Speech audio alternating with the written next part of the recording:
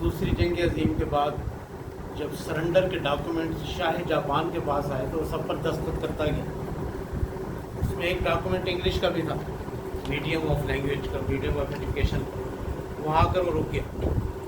اس نے امریکیوں سے کہا کہ میں اس پوزیشن پہ تو نہیں ہوں کہ تمہارے سے کوئی مطالبہ کر سکوں، کیونکہ وہ ڈیفیٹڈ قوم تھی، شکست خوردہ قوم تھی.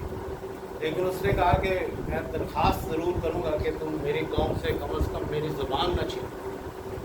اپنی قومی زبان کے بلبوتے پر جاپان جو 2 ایٹم جنگ کھا کر بالکل چھنی چھنی ہو چکا تھا، آج دنیا کے آسمان پر سورج چاند کی طرح چمک رہا ہے. میرے پاس بہت سارے اور مثالیں بھی ہیں، لیکن وقت کی تحدید کا حکم ہے.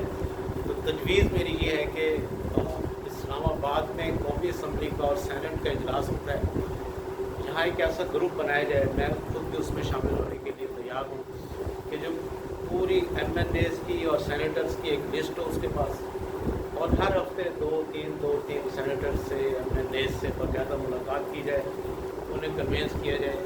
اس کے 2 طریقے ہو سکتے ہیں. غیر مؤثر طریقہ یہ ہے کہ ہم ان کے پاس جائیں، ان سے وقت لیں، ان کو کنوینس کرنے کی، قائل کرنے کی کوشش کریں.